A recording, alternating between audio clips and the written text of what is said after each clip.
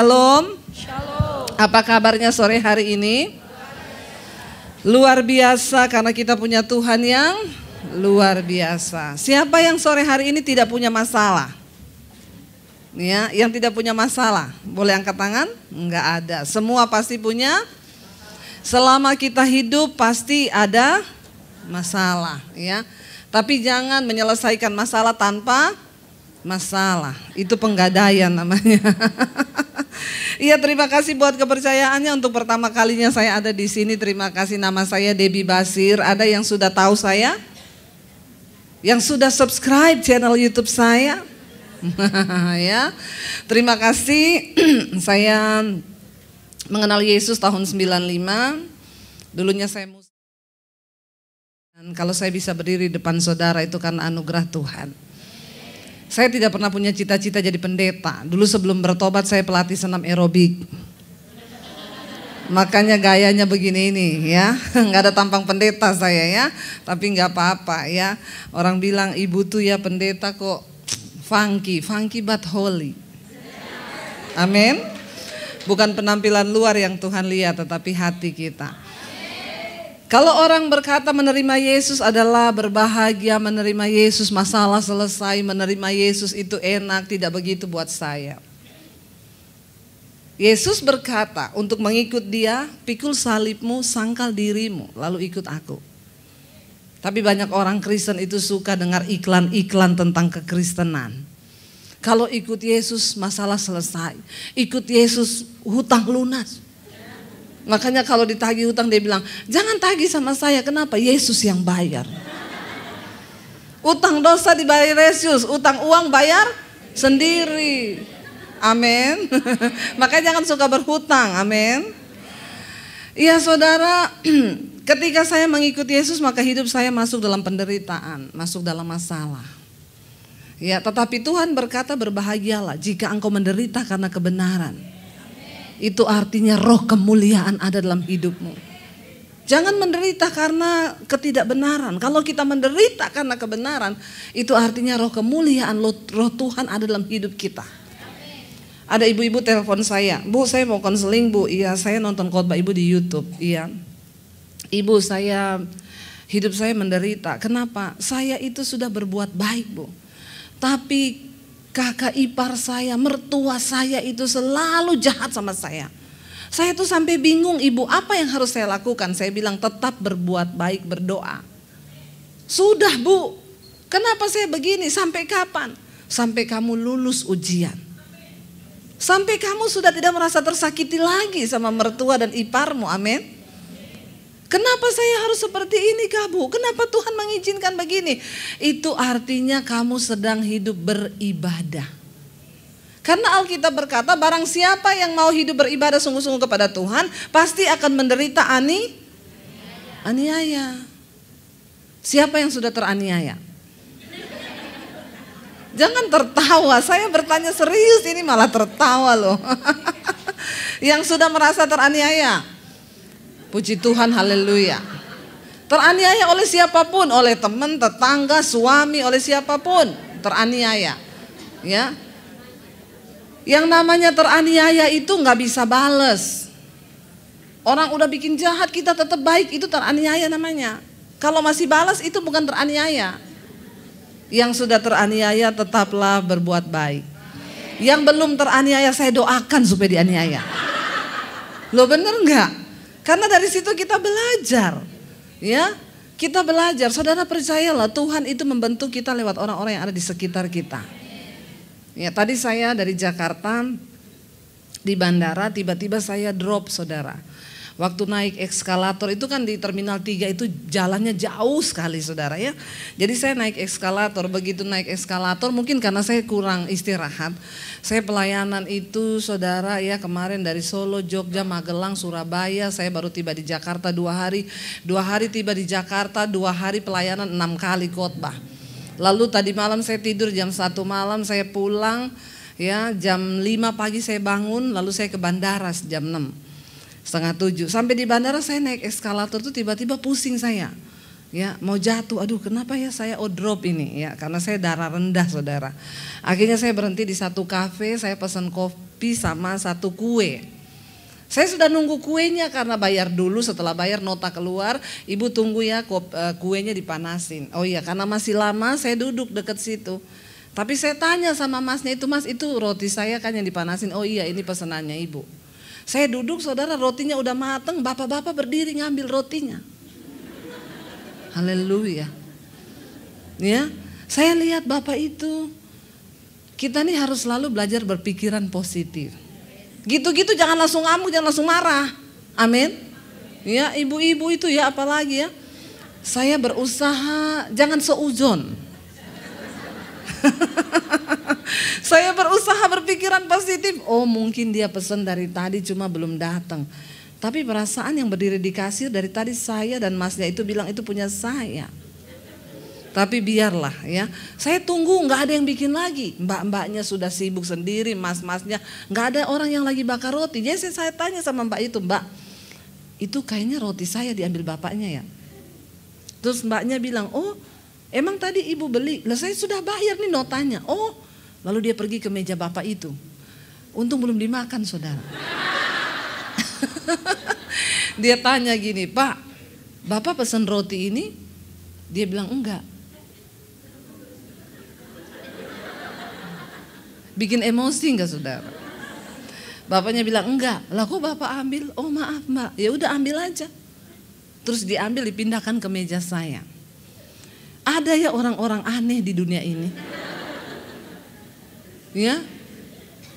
Lalu waktu saya duduk itu setengah gondok, tapi saya berpikir tiba-tiba Roh Kudus tuh bilang gini, ya dalam hidup ini kamu akan menghadapi banyak orang aneh, ada yang aneh, ada yang stres, ada yang menyenangkan.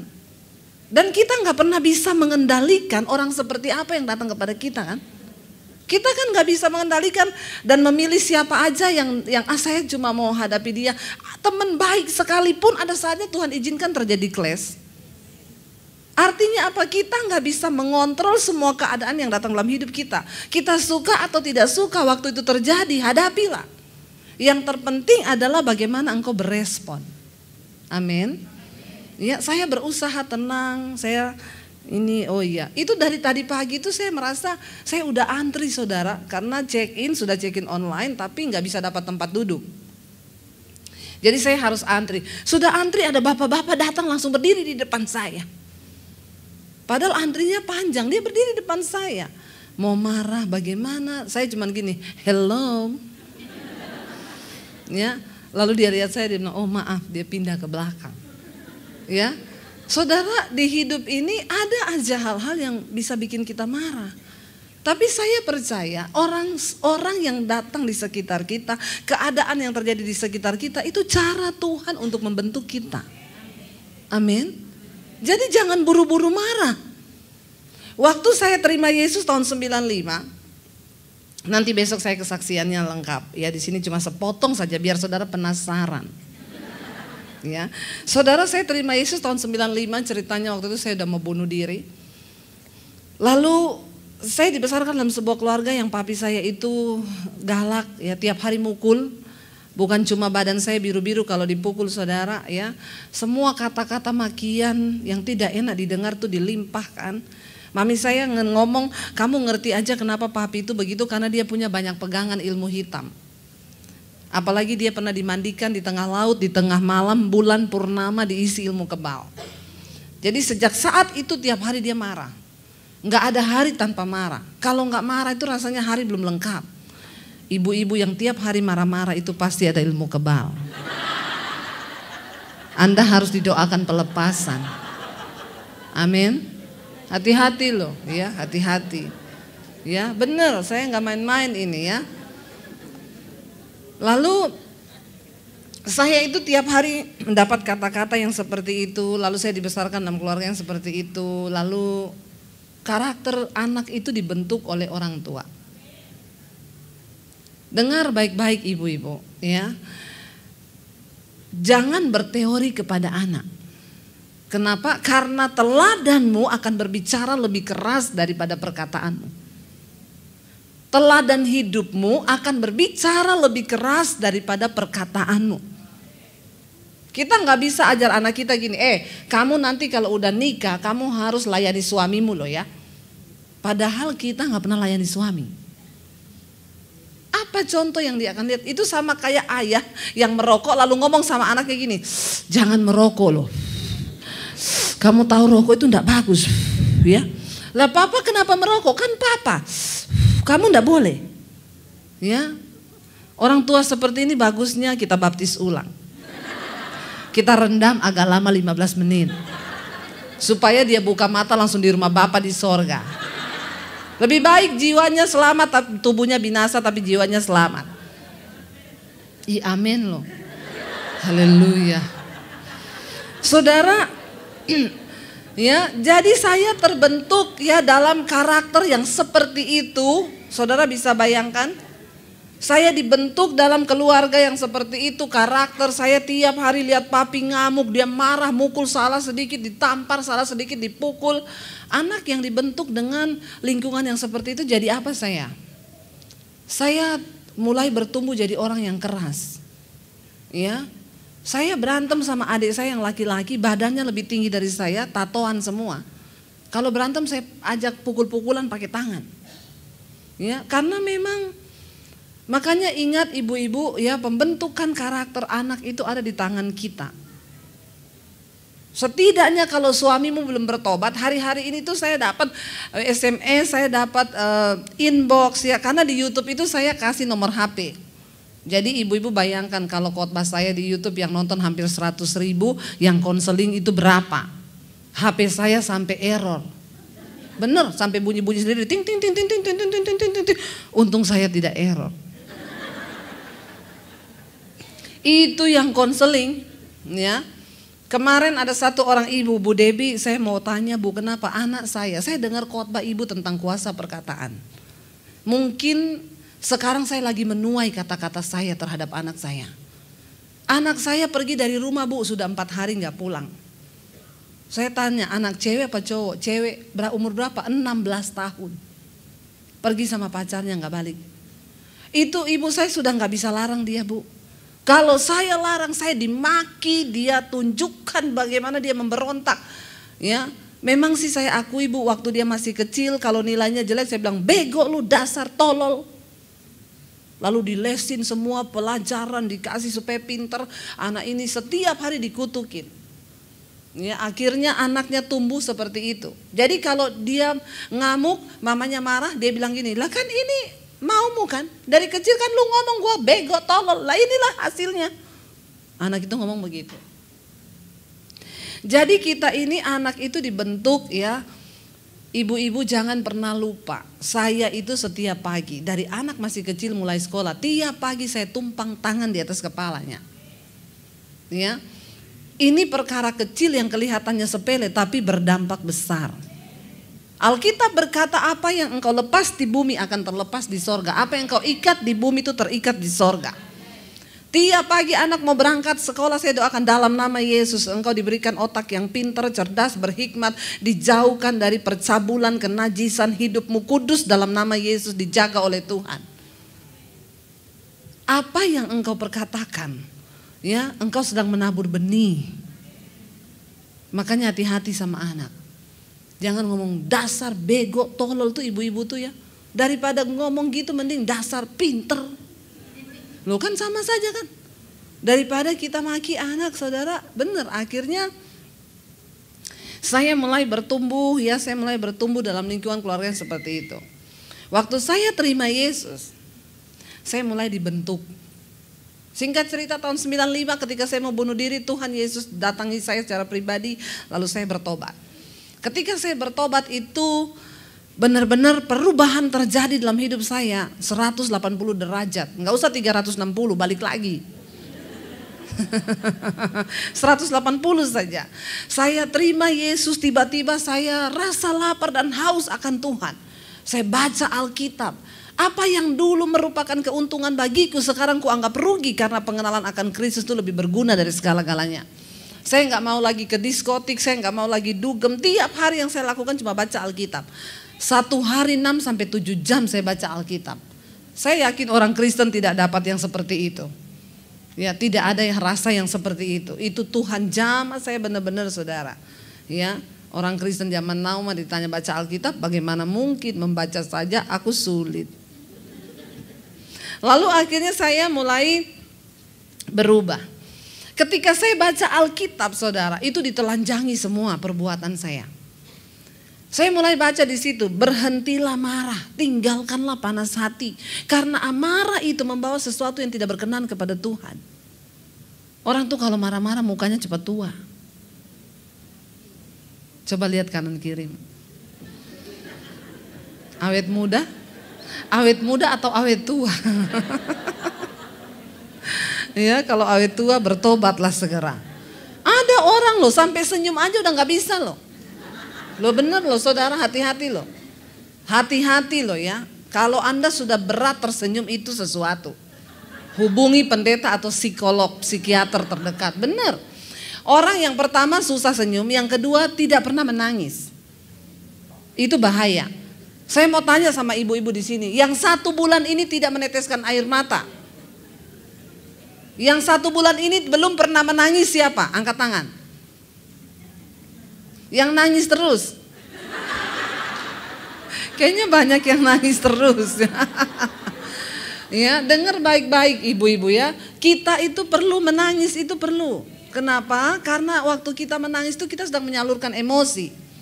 Bukan cuma sedih loh, bukan cuma waktu tidak ada duit orang nangis. Saya bahagia, dekat Tuhan, ngalami Tuhan, saya nangis loh. Saya di jalan, di mobil, di rumah, lagi nyetir, nyanyi, meneteskan air mata. Ternyata waktu kita mengeluarkan air mata, tubuh kita memproduksi sejenis hormon anti stres. Dan waktu orang menangis itu dia sedang buang toksin, racun lewat air mata. Tuhan itu luar biasa. Makanya kenapa kita perlu menangis? Ya, orang yang nggak udah jarang nangis itu mukanya mesti gini. Ya, orang lain ketawa dia. Lihat sekelilingmu, hati-hati. Anda nggak pernah menangis, nggak pernah tertawa, bahaya. Ada sesuatu yang sakit dengan jiwamu. Saya hari-hari ini lagi banyak belajar tentang kejiwaan. Lalu akhirnya saya mulai membaca di situ, aduh saya ini orangnya emosian, saya ini semua tuh dosa yang di Alkitab ada di saya. Alkitab bilang, jangan marah, tinggalkanlah panas hati. Ya, jangan ada perkataan yang kotor. Kata-kata saya kotor semua. Lalu saya mulai berdoa untuk Tuhan, saya mau berubah. Dan ketika mau berubah itu tuh nggak gampang saudara. Diperlukan, nah itu saya bilang gini, orang itu mau dan niat itu beda. Yang saya temukan sekarang banyak orang Kristen tuh mau toh. Saya mau Bu hidup kudus, mau, tapi enggak niat. Ya, kalau niat itu dia berjuang. Saya kasih contoh gampang gini, saudara punya pegawai, saudara suruh dia antar barang, ini antar sampai di alamatnya iya. Dia pergi saudara, lama nggak balik karena alamatnya memang susah. Akhirnya dia balik, masih tetap bawa barang. Ditanya bosnya, kamu kenapa lama sekali? Ya saya sudah mau ngantar Pak, namanya juga usaha. Ya, lah terus mana? Ya enggak ketemu. Ini barangnya balik lagi. Tapi kan saya udah usaha. Mau. Kalau orang niat, dia lama nggak pulang, saudara, begitu pulang, kenapa kamu lama? Aduh Pak, alamatnya susah. Tapi saya niat Pak, saya cari sampai dapat. Saudara bisa mengerti orang yang mau sama yang niat? Banyak orang ditanya, mau kaya nggak? Mau. Tapi yang niat kaya? Ayo. Orang tuh kalau niat kaya tuh ada perjuangan, ada harga yang harus dibayar. Nah demikian juga dengan iman. Kita mau berkenan sama Tuhan, mau. Banyak orang Kristen cuma mau, tapi enggak niat. Waktu saya mau berubah karakter saya, saudara, perubahan karakter itu tidak bisa engkau dapatkan waktu engkau doa puasa, terus engkau dalam nama Yesus simsalabim berubah, ting, ada asap-asap terus ting. Enggak bisa. Berjuanglah, Rasul Paulus bilang, aku melatih tubuhku dan berusaha menguasainya supaya jangan setelah aku memberitakan Injil aku ditolak sama Tuhan. Dia melatih tubuhnya. Saya melatih untuk tidak marah itu susahnya minta ampun. Ya karena saya dulu orangnya pemarah. Tapi saya bilang Tuhan, saya harus berbuah di dalam roh. Jangan cuma punya karunia roh. tapi tidak berbuah di dalam roh. Orang tuh kalau punya karunia roh, dikit-dikit kesandung batu, tapi mulut juga saudara. Di rumah, kebun binatang semua keluar. Saya pernah tuh di Jakarta. Ada suami istri saudara, waktu saya pelayanan di satu gereja. Mereka tuh pakai baju hitam putih pengerja di gereja itu. Waktu pas puji-pujian, wah bahasa rohnya penyembahan suami istri. Pakai getar-getar.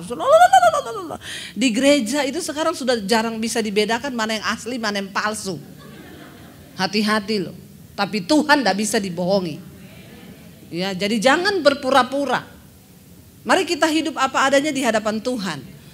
Itu ya bahasa rohnya suka begitu pulang nih. Saya salaman sama suaminya di depan pintu. Terima kasih Bu, kata dia. Khotbahnya Ibu sangat memberkati. Di pipinya ada bekas luka. Saya nih bercanda. Tapi ternyata memang dipakai Roh Kudus. Saya bilang gini, Pak, itu pipi dicakar istri ya. Kan ya enggak mungkin toh saudara ya. Wong pakai baju hitam putih pengerja tadi. Masa cakar-cakaran. Ya enggak masuk akal toh ya. Jadi saya tuh bercanda. Saya bilang, Pak, itu pipi dicakar istri. Dia diem 1000 bahasa, tangan saya tetap dipegang. Saya bilang, kenapa Pak? Ibu tanya deh sama istri saya. Saya lihat istrinya berdiri di sana. Bu, sini Bu, sini. Iya Bu, itu pipinya Bapak Ibu yang cakar. Dia bilang, dia yang mulai duluan Bu, rambut saya dijambak. Jadi suaminya jambak rambutnya, istri karena tiap hari pedicure, manicure, cakar suaminya. Saya nggak tahu waktu dia cakar dia pakai gini, meong atau enggak saudara. Ini ulah si kucing garong memang. Lihat orang bahasa roh di gereja itu nggak menentukan. Kalau karakternya nggak berubah, maaf, setan tertawa lihat hidup saudara. Setan nggak takut waktu Anda rajin datang gereja. Setan nggak takut waktu kita bahasa roh. Setan takut ketika engkau mulai melakukan firman. Amin. Ayo kita berubah. Saya mulai berubah saudara. Ya, saya mulai berubah dengan pergumulan yang hebat. Tuhan, aku doa puasa. Saya nggak mau jadi orang yang pemarah Tuhan. Tolong saya Tuhan. Ampuni saya Tuhan. Mampukan saya Tuhan. Ambil doa puasa dalam nama Yesus. Hari ini saya keluar kamar, saya mau berpuasa supaya saya jadi orang yang sabar. Begitu keluar kamar, adik saya maki-maki saya. Setan datang di telinga kiri. Itu sepatu di depanmu. Ambil terus lempar ke mukanya adikmu. Kalau dulu saya belum bertobat, saya ambil itu sepatu, saya lempar di mukanya. Lalu Roh Kudus datang ngomong, kamu berdoa minta apa? Minta sabar, ini ujian. Kalau kamu lulus dalam hal ini, maka imanmu terbentuk, engkau jadi karaktermu bagus. Saya berdiri ngeliatin adik saya firman Tuhan. Kenapa kita ini perlu baca firman? Waktu engkau dalam pergumulan yang menguatkan engkau itu Roh Kudus lewat firman yang pernah engkau baca. Maaf, Roh Kudus mengingatkan firman, bukan mengingatkan film India. Apalagi drama Korea. Hanya dewa yang tahu. Bertobat ibu-ibu ya yang terikat sama film India. Saudara, ya. Jadi saya bergumul dalam nama Yesus Tuhan. Saya berdoa Tuhan. Roh Kudus bicara, jangan kalah dengan kejahatan. Kalahkan kejahatan dengan kebaikan. Berkati adikmu. Jadi saya tuh ngeliatin adik saya sambil dalam nama Yesus, dalam nama Yesus. Aku percaya Tuhan, aku akan menang. Aku memberkati engkau, aku mengasihi engkau. Dia maki-maki saya sudah tidak dengar saudara. Jadi saya cuma lihat mulutnya. Tapi saya udah gak dengar kata-katanya. Kenapa? Karena di sini tuh sibuk melakukan firman di hati. Satu hari saya lewatin berhasil. Besok datang cobaan yang lebih berat. Kita kalau mau berubah, saudara berdoa minta jadi orang yang tidak tersinggungan, maka bersiaplah Anda akan dijumpai dan bertemu dengan orang yang bikin Anda tersinggung. Tapi itu namanya ujian. Ujian itu dari Tuhan untuk iman kita naik level yang lebih tinggi. Berapa banyak yang mau masuk dalam dimensi yang baru? Anda gak akan pernah masuk dimensinya Tuhan kalau Anda tidak berubah. kita harus berubah. Ya, saya berdoa Tuhan dalam nama Yesus, saya mau berubah. Saya doa puasa saudara, dan itu tidak mudah. Makanya saudara lihat orang itu kalau ada ujian di sekolah, ada papan pengumuman besar ditulis di situ, harap tenang, ada. Jadi kalau saudara lagi ada ujian, ya tulis gede-gede di sini, harap ada. Itu kata-kata yang Alkitabiah. Kenapa Alkitab berkata di dalam tinggal tenang terletak kekuatan. Kalau lagi ada masalah gak usah cerita ke orang-orang. Apalagi kejelekan suami. Dilarang keras, saya tidak pernah sekalipun menceritakan kejelekan suami saya kepada orang lain. Itu pilihan kita. Berdoa bagi suami kita. Amin. Ya, ada masalah cerita ke ipar, cerita ke tetangga. Cerita ke siapa-siapa. Belajar menjadi wanita kalau mau masuk dalam dimensi yang Tuhan. Nomor 1, jaga perkataan kita. Karena perkataan itu seperti benih yang kita tabur. Satu saat benih itu akan tumbuh. Ya, mari kita lihat sama-sama saudara Amsal 31. Ayat yang ke-26. Ini tentang wanita penolong. Ya, istri yang cakap itu mahkota suaminya. Di sana ada banyak hal, tapi saya mau ambil Amsal 31 itu ayat yang ke-26. Kita baca sama-sama. Ia membuka mulutnya dengan hikmat. Pengajaran yang lemah lembut ada di lidahnya. Yang pertama, kalau kita mau masuk dalam dimensi yang baru bersama dengan Tuhan, yang pertama, jaga mulut dan perkataan kita. Amin. Mari kita jaga mulut kita. Karena Alkitab berkata, sehebat apapun ibadahnya orang, kalau dia gak bisa jaga mulut, maka sia-sia semua ibadahnya itu. Ya, di dalam rumah tangga terutama, bagaimana hati suami bisa percaya pada kita saudara. Suami saya itu selalu berkata begini kepada saya, Say, aku percaya udah. Kalau ada pergumulan, Say berdoa Say, aku percaya semua yang kamu katakan itu benar dan pasti terjadi. Loh, kenapa ada suami bisa berkata kepada istri seperti itu? Setiap hari bangun pagi mau tidur malam, suami saya peluk saya, dia bilang, aku nih berbahagia. Kenapa? Kan aku bisa punya istri kamu itu. Aku tuh hatiku berbahagia. Amsal 31 bilang, hati suaminya percaya kepadanya. Diawali dari pertama apa? Mulut. Ya, kalau suami pulang kerja lagi nggak ada duit, jangan digonggong. Amin. Ya,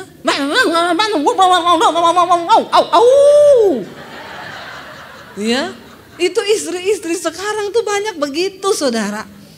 Pakai perkataan yang membangun, beri kekuatan kepada suami. Ya, iya saya hari ini kayaknya nggak ada duit. Saya percaya ya Tuhan bersama kita. Saya dulu sama suami saudara kita punya usaha waktu kita masih di Solo. Dia bilang gini, Non, besok kita mau bayar tagihan. Ini distributor semua belum ada yang store uang. Gimana? Saya bilang sama suami saya, tenang Say, Tuhan pasti tolong. Dia bilang tenang Tuhan pasti tolong. Bagaimana maksudmu? Ya tenang. Emang mau ada pertolongan dari mana? Ya dari Tuhan. Dia bilang beneran. Saya percaya kalau istri saya ngomong gini hati saya ini jadi tenang. Padahal waktu dia tidur ngorok, saya nangis. Bener. Saya berlutut di kaki Tuhan. Saya bilang Tuhan saya tahu ini mustahil tapi Tuhan tolong Tuhan. Suami saya udah telepon semua distributor, Pak besok tolong di store Pak. Nggak ada, belum ada duit semuanya. Kita dulu saya punya penerbit dan percetakan di Solo. Kita cetak buku-buku rohani. Itu beredar di seluruh Indonesia, masuk ke Gramedia. Distributor kami sampai ke pelosok-pelosok. Kebanyakan distributor itu pendeta. Tapi nunggak 3 bulan, 4 bulan.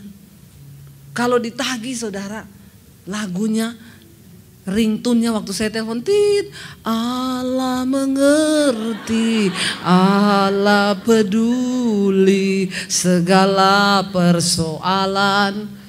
Saya tanya, Pak, transferannya gimana Pak? Maaf Bu, saya lagi pelayanan misi di pedalaman, tapi Bapak sudah nunggak 4 bulan. Allah mengerti Bu. Allah aja mengerti, masa ibu gak ngerti? Jadi itu susah banget saudara. Ada lagi di Bali saudara, numpuk sampai puluhan juta. Lalu ada teman saya pergi ke sana, dia bilang, "Bu, saya mampirin ya, saya tagihin, siapa tahu dengan saya datang ke sini dia bisa kasih." Coba aja. Teman saya ke situ nggak lama HP saya bunyi dari distributor itu. "Halo, oh ibu kirim orang ke sini. Ibu pikir saya takut. Ibu kirim tentara juga, kalau saya nggak ada duit saya nggak bayar." Makanya kemarin ada yang ngomong begini, itu Pulau Natuna saudara, China itu kayaknya mau gertak Indonesia karena mereka tahu Indonesia itu punya banyak utang. Dia nggak tahu di Indonesia ini yang utang lebih galak daripada yang dihutangi, benar nggak? Salah mereka. Ih, belum tahu. Ini jangan coba-coba nagih utang ya itu saudara. Telepon loh. Ya ibu kirim orang. Ibu kirim 1 truk tentara, saya nggak takut. Nggak ada duit yang nggak saya bayar. Jadi saya yang minta maaf Pak. Ya itulah ya, kita perlu berdoa. Makanya enggak usah ngutang-ngutangi orang, amin. Biar gak sakit hati, amin. Kalau mau kasih aja, gak usah harap ganti. Biar gak usah bikin status di Facebook. Ibu-ibu Kristen tuh banyak bikin status di Facebook. Apapun resolusimu tahun 2020, bayar dulu utang resolusi yang pertama. Lu ngutang udah 2 tahun gak bayar-bayar. Haleluya saudara ya, nggak bagus kan begitu, akhirnya nggak jadi berkat kan. Mending nggak usah utangin orang daripada begitu saudara nggak dapat upah malah bikin dosa. Saudara, saya bilang sama suami saya, percaya saya, besok pagi suami saya bangun doa pagi, dia bilang, "Say, hari ini toko kertas kita nggak bisa ambil kertas kalau nggak bayar, nggak bisa nyetak lagi, dia suruh bayar dulu. Sementara semua itu nunggak sampai 3-4 bulan. Suami saya pergi doa pagi, pulang doa pagi dia nyanyi, "Hatiku percaya." Saya bilang, "Kok pernya panjang banget?" Antara percaya dan tidak. Loh itulah iman saudara. Kita ini realita aja, bener gak? Ya. Masalahnya kenapa kadang percaya kadang enggak? Di depan mata ini yang nagih utang kelihatan orangnya, Tuhan enggak kelihatan. Bener enggak? Dia nyanyi, "Hatiku percaya." Waktu dalam keadaan begitu suami itu biasanya stres. Istri sebagai seorang penolong. Saya bilang, "Say, percaya say, hari ini tuh pasti ada mujizat." Dia langsung semangat. "Kamu tahu dari mana?" Ya dengan iman. Emang ada distributor yang janji bayar hari ini? Enggak ada. Lah terus gimana? Ya percaya aja saya bilang. Lalu dia bilang gini, "Ini saya mau ke gereja." Karena waktu itu dia kan koordinator PPW. "Saya mau lihat anak-anak musik latihan." "Iya, kamu pergi ke gereja, nanti pulang gereja kamu ke ATM, itu duitnya sudah ada." Saya bisa ngomong begitu loh saudara. Dia bilang gini, "Beneran? Kamu ini pasti ada distributor yang janji." Enggak ada say. Kenapa kamu bisa ngomong? Dengan iman. Beneran dia bilang, "Iya bener." Tapi selalu suami saya gini, "Aku percaya kalau istriku yang ngomong." Kenapa dia bisa percaya? Kenapa hati suami percaya pada kita? Karena kita mengeluarkan perkataan dari mulut ini dengan penuh hikmat. Pengajaran dan firman Tuhan yang keluar dari mulut kita, amin. Suami itu melihat. Dia pergi saudara. Baru pergi dia telepon saya, "Say, nggak ada mujizat, kenapa? Aku di ATM. Aku udah lihat nggak ada apa-apa, saldonya nggak terisi." Saya bilang, "Kan tadi saya bilang pulang dari gereja." Loh bener loh saudara, dia bilang gini, "Beneran? Iya pulang dari gereja." "Kamu nih pasti ada yang janjiin." Nggak ada yang janjiin. Lah kenapa kamu bisa ngomong gitu? Ini perkataan iman say. Waktu oke, berarti pulang dari gereja ya. Saudara tahu abis dia ngomong begitu saya masuk di kamar dong. Saya nangis. Saya berlutut di kaki Tuhan. "Tuhan, Engkau lihat hatiku Tuhan. Sebagai istri aku memohon kepadamu Tuhan. Tolong campur tangan itu hati raja seperti batang air di tanganmu. Apalagi cuma hati distributor yang utang itu. Tolong Tuhan gerakkan mereka Tuhan." Saya berdoa saudara. Saya lihat-lihat jam 1 suami saya selesai. Tiba-tiba HP saya bunyi dari suami saya. Aduh Tuhan, ini berita apa? Ya. Dia bilang gini, "Non, Distributor siapa yang transfer? Saya bilang, emang ada? Ini ada, aku di ATM ini ada dana masuk. Beneran? Siapa? Nggak tahu. Saya aja nggak tahu. Tapi saudara lihat ya, ternyata ada salah satu distributor dari Manado yang saat itu juga, yang kita tagih-tagih, dia bilang nggak bisa. Hari itu terjadi mujizat. Saudara, ya, ketika kita memperkatakan, mengeluarkan mulut kita ini dengan hikmat dan pengajaran firman Tuhan, percayalah, waktu engkau masuk dalam dimensinya Tuhan, apa yang tidak mungkin, yang mustahil, tidak ada yang mustahil bagi Tuhan. Yang tidak mungkin menjadi mungkin sebab Dia Allah yang luar biasa. Jadi begini saudara, untuk bisa masuk dalam dimensinya Tuhan, kita harus hidup sesuai standar Tuhan. Apa itu iman? Iman itu dasar dari segala sesuatu yang kita harapkan dan bukti dari segala sesuatu yang belum kita lihat. Ketika engkau hidup sungguh-sungguh dalam pertobatan, karaktermu diubahkan, perkataanmu berubah, maka engkau akan melihat. Makanya di dalam Yosua pasal 1 ayat 7 dan 8 Tuhan bilang apa? Yosua, jangan takut dan gentar hatimu. Perkatakan kitab Taurat ini siang dan malam. Jangan lupa renungkan firman itu supaya engkau melihat. Saudara tahu, kata merenungkan dalam kata itu dalam bahasa aslinya, itu artinya bergumam. Bergumam itu artinya apa? Merenungkan itu engkau gumamkan firman itu kepada dirimu sendiri. Saya tuh saudara kalau lagi di dapur, tiba-tiba ya ada pergumulan, setan datang menyerang di pikiran. Itu kan sering ya, kita ini lagi ngapa tiba-tiba kepikiran sesuatu lalu kita khawatir, lalu kita takut. Kalau seperti itu saudara gumamkan firman. Aku percaya Tuhan, tidak ada perkara yang mustahil bagimu. Itu namanya engkau merenungkan firman itu siang dan malam. Itu kata yang dipakai untuk menulis di situ, merenung itu artinya bergumam. Saya kalau setan menyerang bertubi-tubi, ya, saya nyanyi. Ku yakin saat kau berfirman, setan ngomong, alah menghibur diri. Ku menang saat kau bertindak, alah apa iya hidupku hanya ditentukan. Dan mujizat dari mana? Oleh perkataan lawan iblis dengan firman Tuhan. Makanya saudara ya, jangan hanya menyanyi waktu Anda ada di gereja. Orang Kristen tuh kebanyakan nyanyi cuma waktu di gereja. Waktu di rumah, di dapur, di kamar mandi. Engkau lagi nyetir mobil, lagi dimanapun nyanyi. Kenapa? Itu kekuatan kita. Waktu engkau menaikkan pujian tuh Tuhan bertata di atas pujian penyembahan kita. Amin. Ya. Ketika engkau menaikkan pujian dia bertata, ya. Kita tuh bisa lihat loh, worship leader misalnya atau singers. Yang mereka cuma nyanyi karena daftar lagu mau melayani. Sama yang memang gaya hidupnya penyembah itu beda. Beda. Akan terasa saudara. Ya, seorang benar-benar penyembah yang sejati sama yang hanya di gereja dia nyanyi itu beda. Saya tuh setiap kali ada pergumulan, saya doa, saya menyembah, tiba-tiba dapat lagu baru.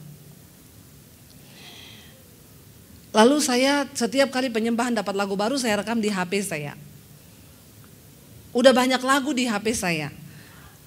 Lalu tiba-tiba saya didoakan sama satu orang hamba Tuhan dari luar negeri. Dia bilang begini, dia gak tahu siapa saya. Dia bernubuat, dia bilang gini, Ibu sedang bergumul untuk keluarga ibu yang belum percaya kepada Kristus. Tuhan berjanji Tuhan akan menyelamatkan mereka. Dan Tuhan akan memberikan ibu banyak lagu baru dan ibu harus rekaman. Saya kaget dengar itu saudara. Karena saya jujur gak pede rekaman, suara saya pas-pasan. Pas orang sakit dengar pas sembuh. Pas lagi dalam pergumulan, pas menghibur gitu ya. Jadi waktu suami saya dengar itu, suami saya ini kan pemain piano. Dia bilang gini, "Say, mana lagu-lagumu yang dari HP?" Dia minta sendiri karena saya nggak pernah pede kasih lagu itu ke dia. Lalu saya kasih ke suami saya. Dia mulai bikin aransemennya. Lalu tiba-tiba jadi saudara. Lalu kita bikin album. Ya, pertama kali dicetak album itu cuman bikin-bikin sendiri awalnya. 1000 keping habis. 2.000 keping habis, 3.000 habis, 4.000 habis, 5.000 sampai album saya yang pertama mencapai 12.000 keping.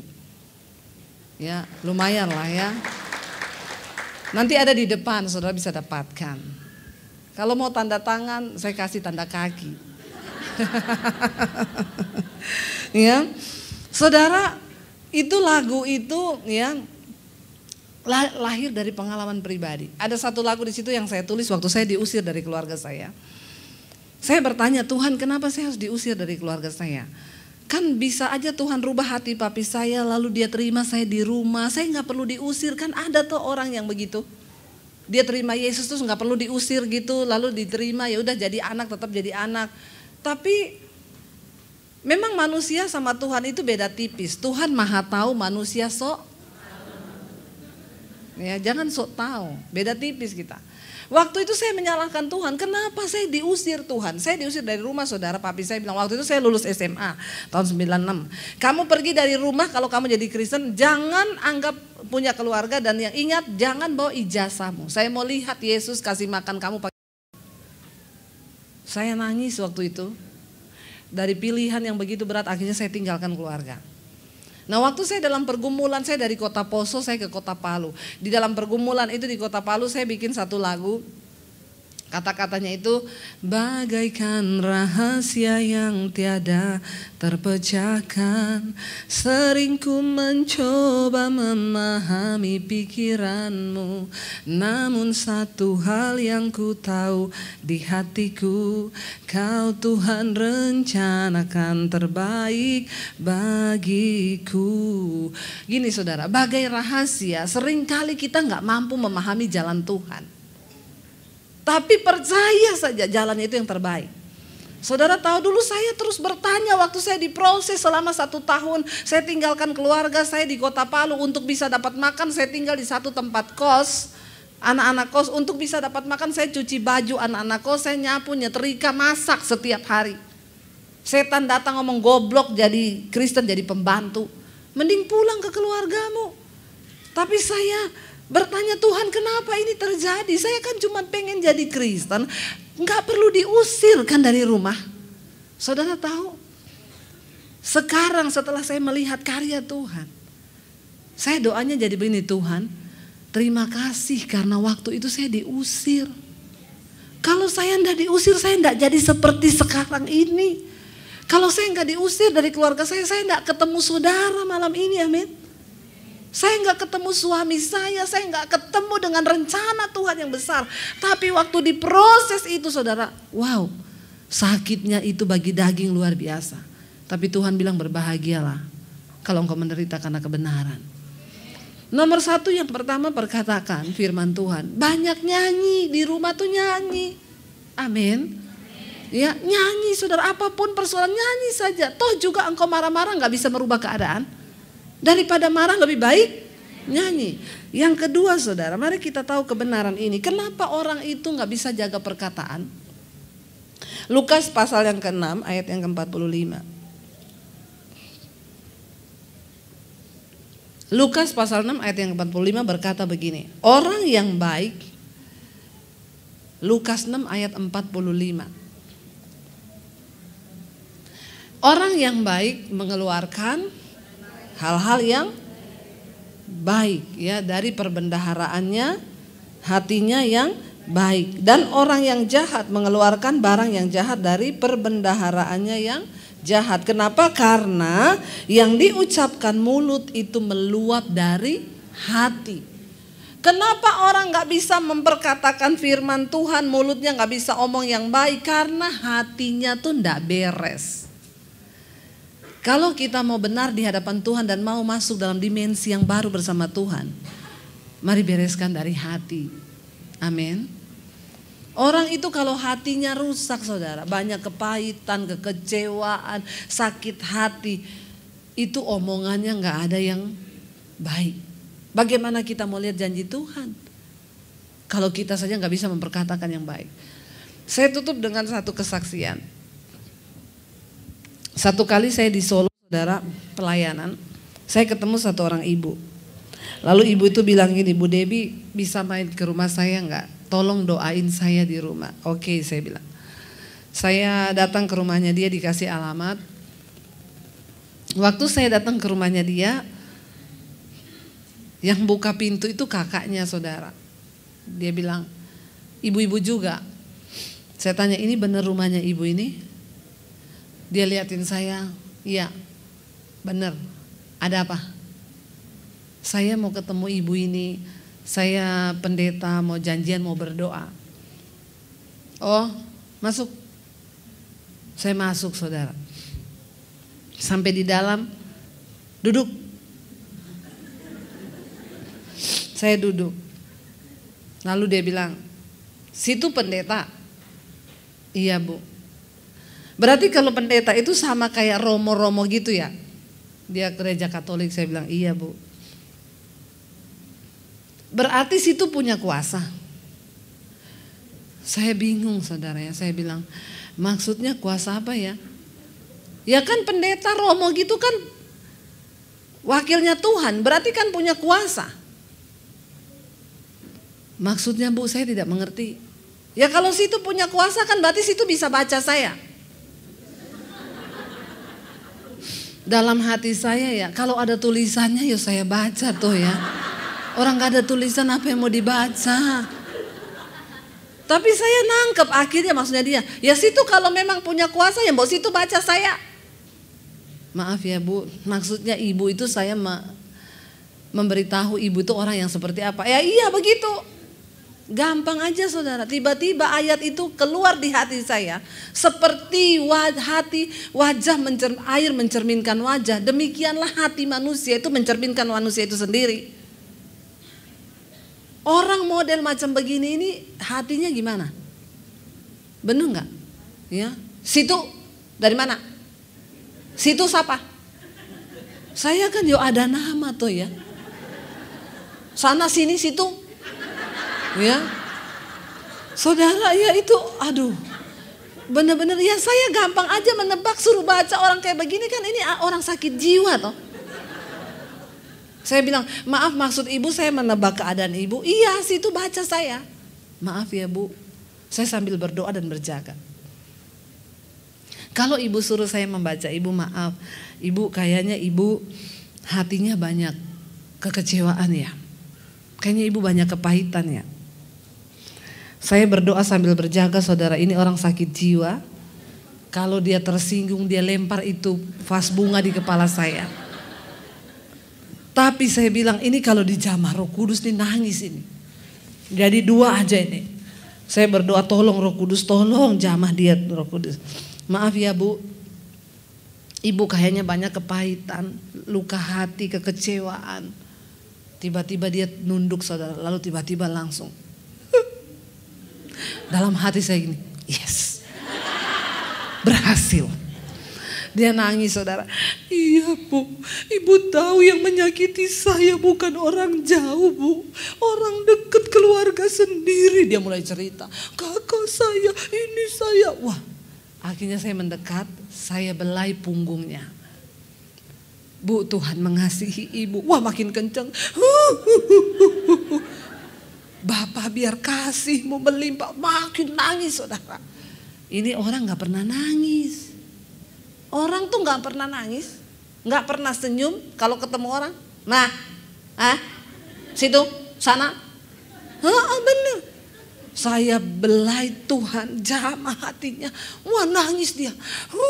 Saya peluk, saya berdoa buat dia. Saya peluk orang begini ini gak pernah diperhatikan. Dia butuh pelukan. Dengar baik-baik ibu-ibu, sering-seringlah peluk anakmu. Sering-seringlah peluk suamimu. Amin. Saya sama suami satu hari minimal pelukan 5 menit. Lo malah tertawa lo. Amin. Gini, lo Bu 5 menit lama banget. Ya, yang ada mah kita tiap 5 menit berantem, Bu. Bener, saudara, saya sama suami kadang udah mau tidur malam suami saya bilang, "Say, kita hari ini belum pelukan." Oh iya, berpelukan. Bener, saudara. Ya, 5 menit saling apa? Saling mendoakan. Suami saya bilang, terima kasih Tuhan buat istri saya yang luar biasa walaupun agak cerewet. Ya, tapi aku bersyukur dia menjadi penolong yang luar biasa. Saya berdoa buat dia, terima kasih buat suami saya yang luar biasa sabar walaupun agak ngeyel. Ya, saudara lakukan coba itu. Hal-hal kecil yang bisa berdampak besar dalam rumah tangga kita. Anak itu kalau rajin-rajin dipeluk nggak akan jadi pemberontak. Kenapa anak jadi pemberontak? Nggak pernah terdapat pelukan. Ada loh anak yang sampai gede nggak pernah dibelai. Lalu saya peluk dia saudara, saya doakan. Akhirnya saya berdoa, malah dia jadi pasien pertama saya. Karena ibunya yang satu lagi mandi. Saya berdoa buat dia, selesai berdoa saudara, nangis sudah plong, senyum dia. Dia lihat saya, dia bilang, terima kasih ya Bu Pendeta. Saya bilang, iya Bu sama-sama. Ibu namanya siapa? Saya bilang, Situ. Lah kok jadi rohnya pindah ke saya? Ya, dia tanya, ibu namanya siapa? Ya, saya bilang nama saya Debbie Bu. Oh iya, ibu mau minum apa? Karena lihat orang itu ya kalau dijamah Tuhan hatinya saudara.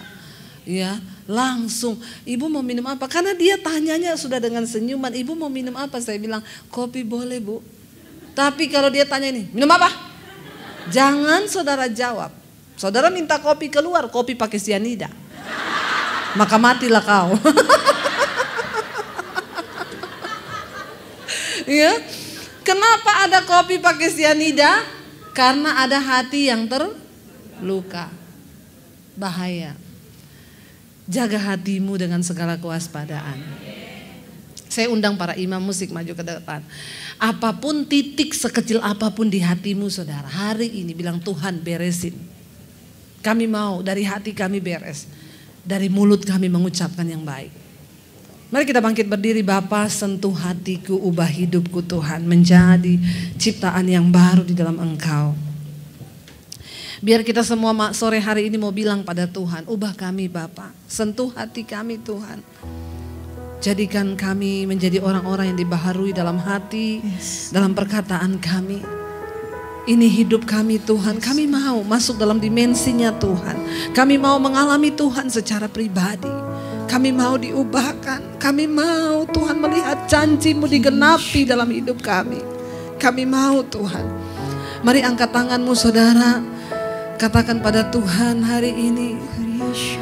Bapa, sentuh hatiku, ubah hidupku menjadi yang baru, bagai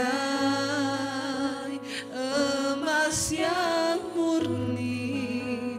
Kau membentuk bejana hatiku. Bapa, ajarku mengerti sebuah kasih yang selalu memberi, bagai air mengalir yang tiada pernah berhenti. Mari angkat tanganmu, katakan ini menjadi doa kita di hadapan Tuhan. Bapa, sentuh hatiku, ubah hidupku menjadi yang baru, bagai emas yang murni. Kau membentuk bejana hatiku. Bapa, ajarku mengerti sebuah kasih yang selalu memberi, bagai air mengalir yang tiada pernah berhenti. Biar musik saja, mari kita tutup mata dalam hadirat Tuhan. Tuhan, kami tahu Engkau sudah memberikan semua janji yang akan mendatangkan kebahagiaan dalam hidup kami. Tapi seringkali kamilah yang menghalangi semua itu terjadi dalam hidup kami. Karena itu sore hari ini kami datang merendahkan diri di hadapan-Mu Tuhan. Ubah hidup kami Tuhan. Ubah hati kami Tuhan. Ubah setiap perkataan dari mulut kami Bapa. Supaya kami bisa masuk dalam dimensi yang baru bersama dengan Tuhan. Kami tahu Tuhan, kami harus mengikuti standarnya Tuhan untuk bisa masuk dalam dimensi-Mu ya Bapa. Kami rindu Tuhan, rumah tangga kami boleh dibaharui. Kami rindu suami dan anak-anak kami juga mengalami sesuatu yang baik dari Tuhan. Karena itu kamilah yang harus berubah. Kami para wanita yang Kau ciptakan menjadi penolong dalam rumah tangga kami. Tuhan, ini kami Tuhan, ini hati kami, ini hidup kami Bapa. Orala basyata karala bala bala bala bala bala bala. Hina masyata karala bayara bala bala bala bala bala bala bala. Hira papa papa takarala basyata karala bala bala. Kami tahu perkataan kami adalah benih yang sedang kami tabur, yang satu saat akan bertumbuh Tuhan. Karena itu hari ini kami mau memperkatakan yang baik. Kami percaya rumah tangga kami diberkati Tuhan. Anak-anak kami diubahkan Tuhan. Ada roh takut akan Tuhan dalam hidup mereka. Bahkan suami kami semuanya boleh hidup dalam takut akan Tuhan. Kami mau perkatakan semua yang baik Tuhan. Kami mau memperkatakan semua janji-Mu atas hidup kami. Mari ibu-ibu mulai engkau berdoa. Mari mulai perkatakan yang baik atas rumah tanggamu. Mari mulai bernubuat untuk keluargamu. Cabut setiap kutuk, cabut setiap perkataan buruk yang pernah engkau tanam buat anak-anakmu, buat suamimu, cabut hari ini. Mari kita merendahkan hati di bawah kaki Tuhan, memohon supaya anak-anak kita dibawa dalam takut akan Tuhan. Mereka hidup dalam anugerah Tuhan. Mereka dipakai Tuhan untuk kemuliaan nama Tuhan. Kami memperkatakan semua yang baik Tuhan. Anak-anak kami akan hidup dalam takut akan Engkau. Kami tahu perkataan kami mengandung kuasa Tuhan.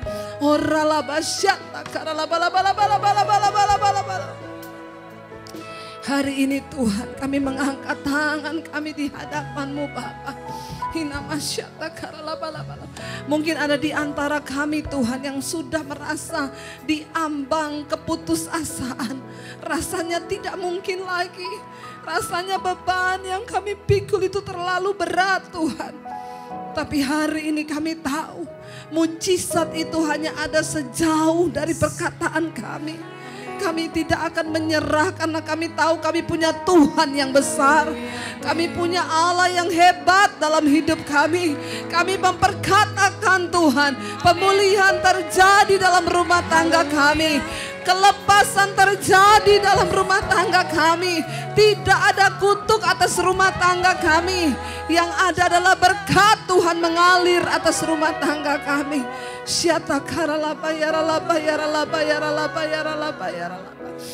Kami mengangkat tangan hari ini di hadapan-Mu Tuhan. Tanda penyerahan hidup kami kepadamu. Pegang tangan kami Tuhan. Jangan lepaskan kami Bapa.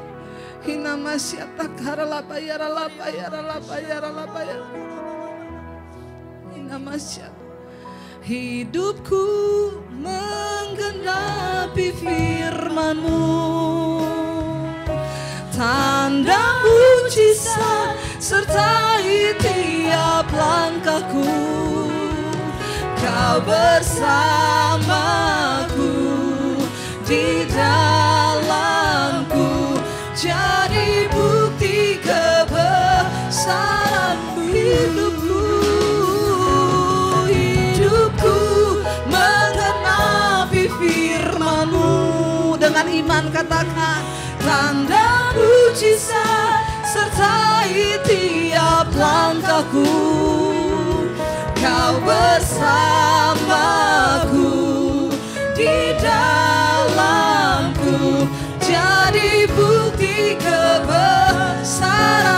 lebih lagi katakan. Hidupku menggenapi firman. Shalom saudara, jika Anda merasa diberkati dengan channel YouTube saya, Anda bisa komen, like, dan share. Dan jangan lupa tekan tombol subscribe dan juga tombol lonceng agar Anda mendapat pemberitahuan setiap kali saya mengupload video-video yang baru. Ini sangat penting buat channel ini saudara, supaya banyak orang juga diberkati dan channel ini boleh juga terus berkembang dan menjadi berkat buat banyak orang. Terima kasih, Tuhan memberkati.